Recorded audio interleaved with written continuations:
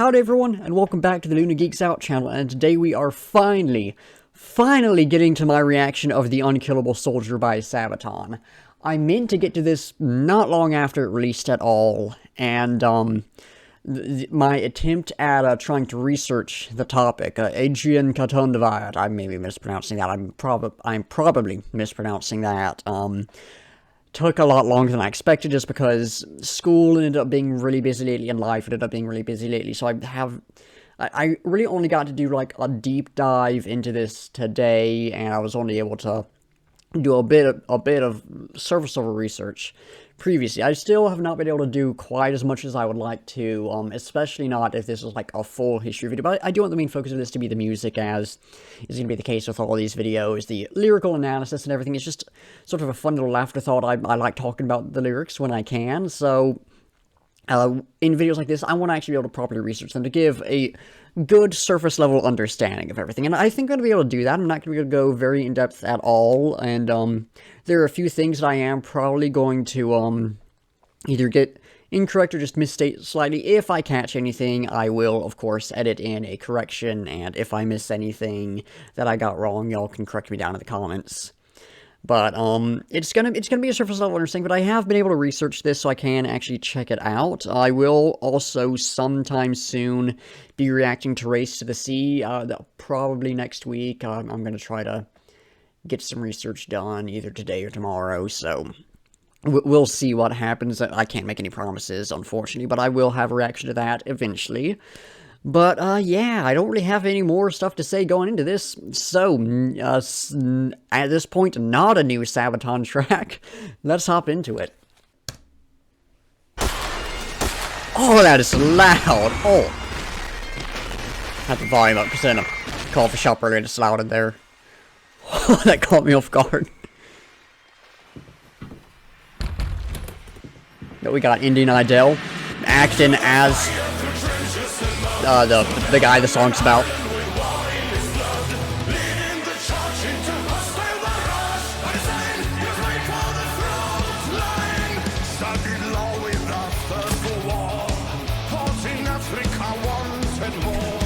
Those are ugly elements right here. There's the not good reproductions, and I'll talk about some of that stuff later.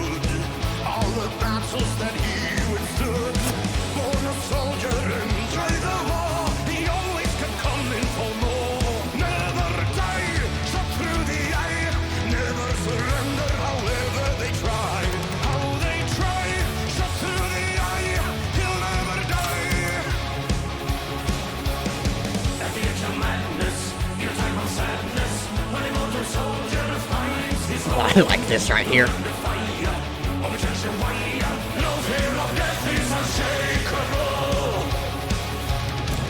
the battles when he was shot, kept on fighting and never stopped. In a Roscambre, Passchendaele, ignoring his wounds, prevailed. Save the day, he'll never stray, facing the foes that are coming his way. Come his way, he'll never stray.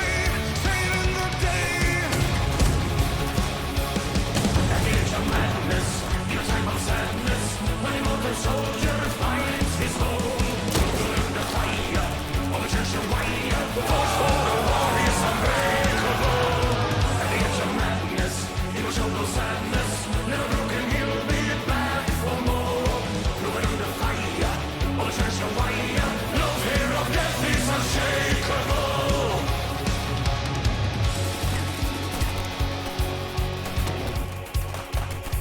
Classic SABATON moment right here, the music where Clark sounded up, then you got Clark Conan, classic SABATON right here. This stuff is unfortunately a bit formulaic at times, but I do like when they do this. And the guitar picking up a bit, nice.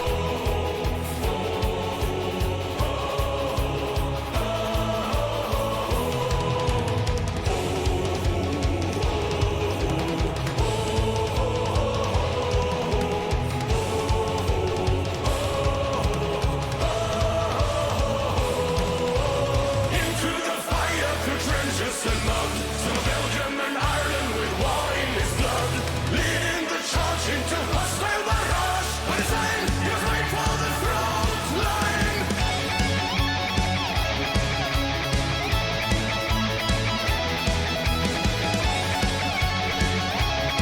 solo.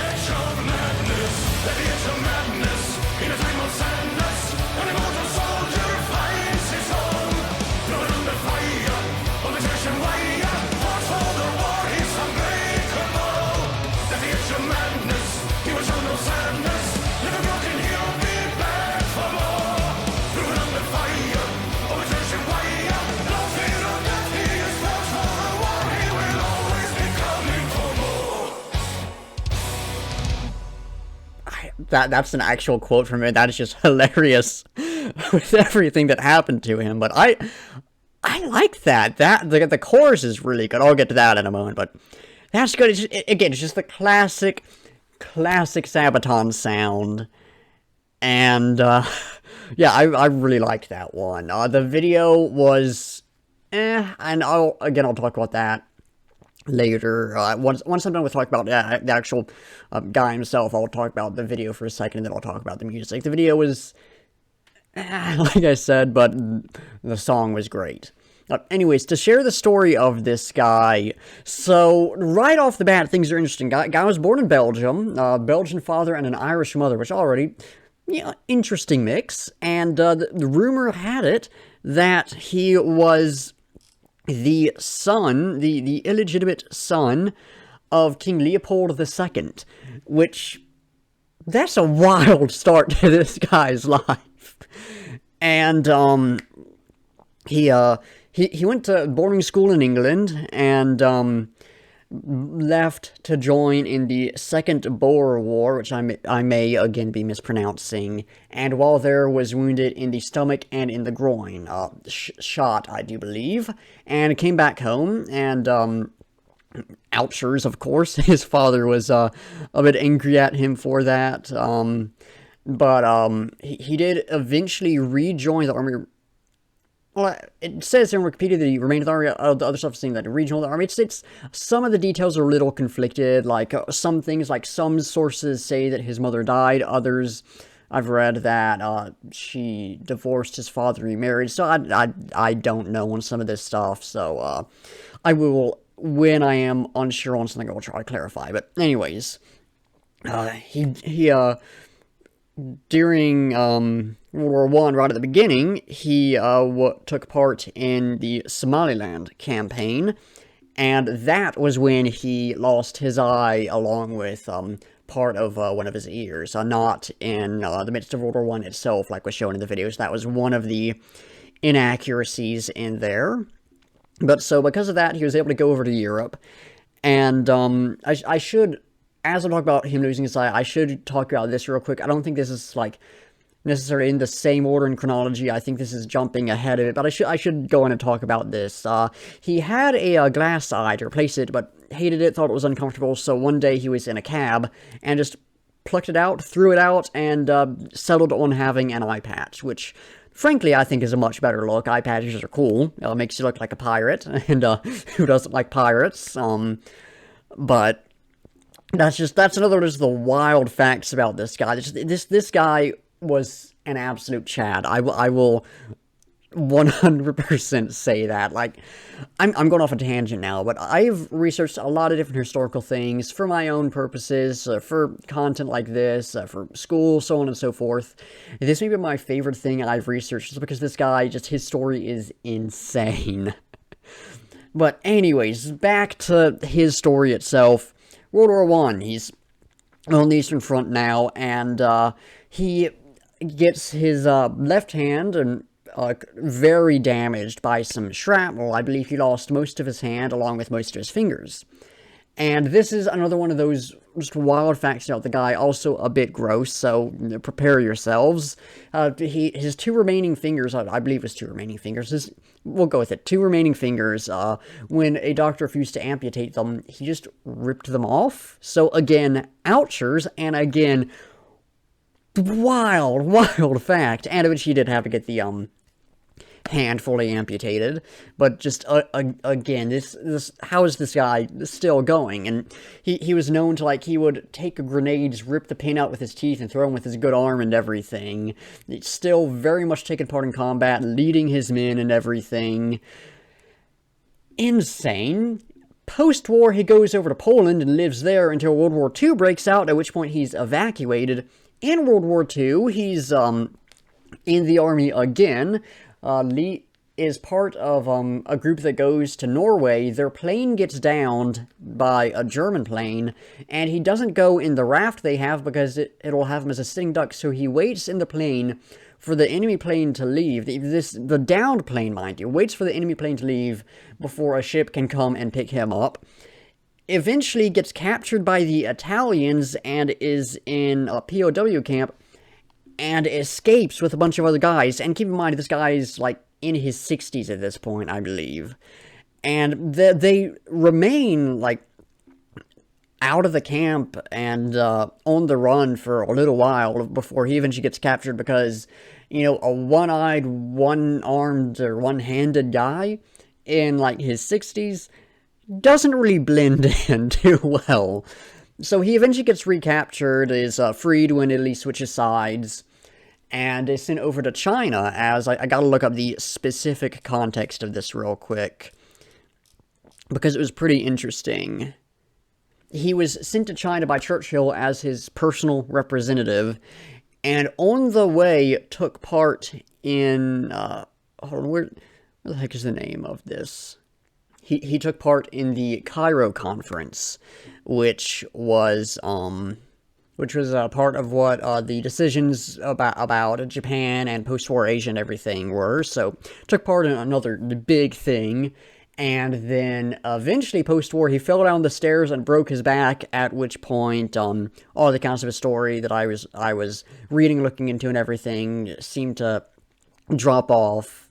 I believe he did live past that, but that is sort of the final injury he sustained. So there's the question, is this guy the luckiest man alive or the unluckiest man alive? Or, well, he's not alive anymore, but, you know, when he was. And the answer is yes.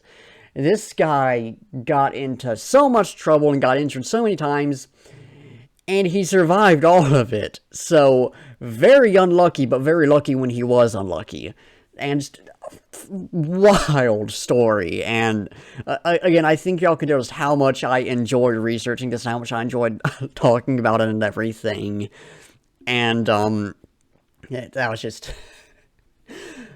I'm gonna tell everyone I know this story, but I do need to talk about the video real quick. The video itself, just from entertainment perspective, was pretty good. You know, it had some action, it had, you know, cool sets and everything. Who's not gonna like that stuff? But there were a lot of things that were not great in it. There were a few, like, blatant historical inaccuracies, like him getting shot in the eye while in World War I itself. Of course, as I mentioned, that didn't happen. I don't know what him getting shot by SABATON was supposed to be. I don't think that was a reference to any specific event. It might be. I'm not remembering anything, but I'm not sure what that was. And then there's a lot of inaccuracies with uniforms. Like, I know a lot of people are talking about the British uniforms are just not great. I didn't necessarily notice anything wrong with those, but I'm not too familiar with German uniforms, or not German, British uniforms, and that was not necessarily something I was looking at. I was at the moment, I was focusing much more on the song itself, you know. The nurse's uniform, I know that is very strange. I'm not sure what's up with that. I've researched World War I nurses' uniforms once or twice. I don't know what was going on with that, so strange. The pickle halbas, oh, those are bad.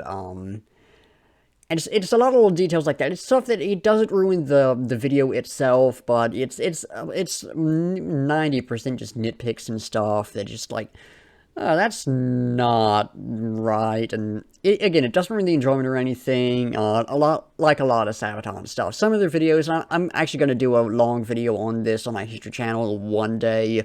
A lot of their videos have just some inaccuracies like that. The videos are still fine, and the band is still great, but they have those inaccuracies, and I can get angry about them and have some fun getting angry about them while also having some fun watching the video and everything. So I do want to briefly touch upon that stuff, because I think it's interesting. It's stuff I can, again, ramble on for a little bit about. So, y'all have to put up with stuff like that every now and then. But to talk about the music is great. Again, just classic SABATON. I did not necessarily expect them to do anything crazy with this, and they didn't. The opening of the track, there are a couple tracks I've done that have something similar. I couldn't think of anything specifically, but, opening up with a bit more of a choir and everything, and a very loud opening, but not like a metal opening per se. Classic SABATON. The part where it got really quiet, and the choir kicked in and everything again, classic SABATON. You do the guitar, the drums, all that. We're all doing the normal stuff. They weren't really doing anything that stood out to me too much. It was all good. Sadly, didn't notice bass in this track, but it was all pretty good. The synths were really good in this one. And then of course the vocals. Joachim Broden is a great vocalist. His vocals were fantastic in this, as they always are. I can't think of any moments where they really stood out to me, but they were great in this one. The chorus in this, though, I need to talk about the chorus one, because that was really good. That fit the mood of this perfectly, because it had just the sort of a bit of like the fun that this story is. Like, I think there's something just very fun about this story, about this guy who just keeps on going. All this crazy stuff happens, he just keeps on going, not unscathed, but he doesn't necessarily let it get to him and everything. It just keeps pushing through and everything. It's it's kind of fun, but it's got a sense of triumph to it. It's a very inspirational sounding chorus as well, again fitting with the story.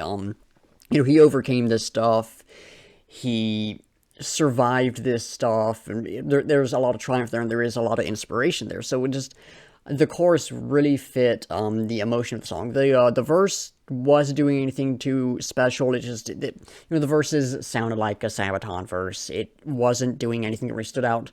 The chorus stood out to me because it did fit the topic perfectly, which is not always the case for SABATON, unfortunately. I do feel like oftentimes they don't get the mood of the topic as well as they could. I mean, they've got some great emotional songs, which fit the moods perfectly, like Christmas Truce, which I reacted to a little while back, Gallipoli, Great War was pretty close, but wasn't quite there, unfortunately. They've got some songs that have, they do a pretty good job of hitting the emotions. A lot of the stuff off of Crawlus Rex actually does a great job of it, but oftentimes it's just a fun metal song, which is fine, but like when I'm listening to something about World War I would hope it would be something like 1914 or Kanonenfieber, not necessarily in terms of heaviness, but in terms of, the emotional impact. And this track definitely did that, and it was actually nice that it was a more upbeat song, because I think it did a good job of showing that there can be some good emotional impact with something that's more upbeat. Something that hits you emotionally does not have to be something super dark and negative. So, yeah, I really liked the chorus. I will sing the praises of it all day, if you'll pardon the pun. But the track as a whole was great. I think the final thing I want to mention is the guitar solo. It was not doing anything too crazy for me. Like, I liked it. I thought it was pretty good. I really like the guitar tone in it. I like a lot of SABATON solos more, but that was a good guitar solo. And another good high point in the track, or a highlight of the track. I really liked that. But as a whole, really solid track. Not one of my favorites from SABATON, probably, but this one was a lot of fun to check out. It very much lived up to my expectations. As much as I did talk against the video a bit, the video was really fun. I can't wait to check out the rest of this album. I'm probably going to order it later today, because I forgot to pre-order it. And then, I will, sometime next week, I hope, react to Race to the Sea, so after that, I can actually check everything out. I'm looking forward to checking some stuff out, especially, I'm really looking forward to checking out Stormtroopers, because that's just a really cool topic, and I've heard that, Versailles is very good. I'm really looking forward to checking that one out. I think that was sort of the equivalent of, what was the final track, or, like, second to final track on Great War. The Warden. Y'all know the track I'm talking about. That one, I think I've heard it's like the equivalent of that one. So I'm looking forward to checking it out, because that was one of my favorites off the last album. But that is it for this one. Thank you all for watching. Be sure to like if you liked, subscribe if you want to see more, and comment below with your own thoughts on the track, any feedback or criticism, or anything you want me to react to. In the description, link to the music video so you can go check it out, support the artist, link to my Instagram, Twitter, Discord server, Spotify playlist of all the tracks I've reacted to, at least the ones up on Spotify, and my official link tree, which has all my other stuff, in case any of that interests y'all, including my Instagram account where I post all this history stuff, in case y'all want to learn more history. And, let's see what I say after that. Like I said, it's going to do it for the video, so once again, thank you for watching, and until next time, I'll be seeing ya.